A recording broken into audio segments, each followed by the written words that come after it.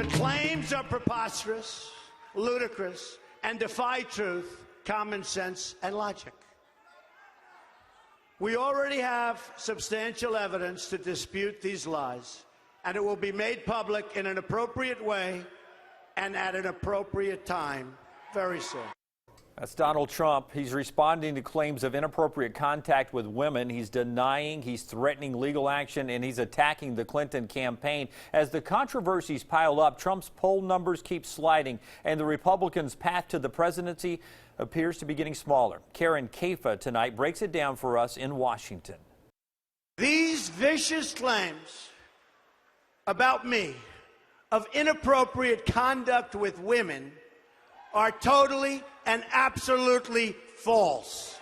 Fighting allegations of sexual misconduct, fighting with his own party, and fighting a battle for the White House that's becoming more difficult.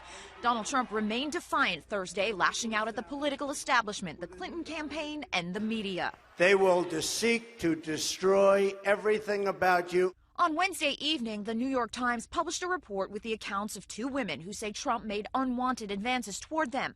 Trump has threatened to sue the paper for libel.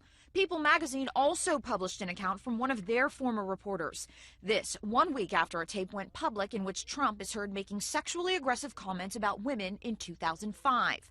On the trail for Hillary Clinton in New Hampshire, First Lady Michelle Obama slammed the Trump comments and his explanation of them as locker room talk.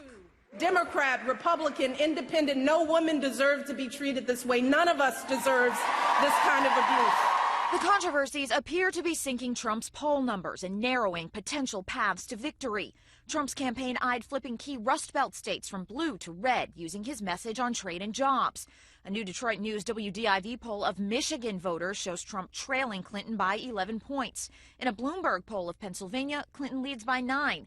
And a Marquette University Law School poll shows a 7-point lead for Clinton in Wisconsin. In Washington, Karen Kafa, CBS 42 News.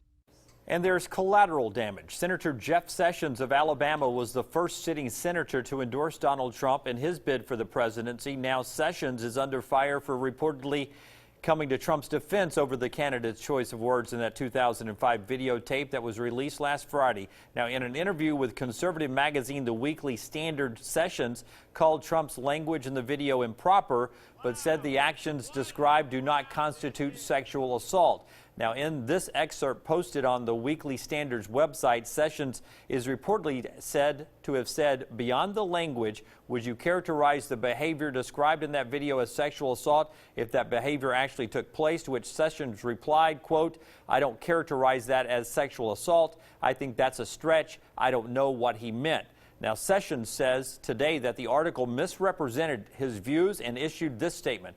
"Of course, it is crystal clear that assault is unacceptable. I would never intentionally suggest otherwise."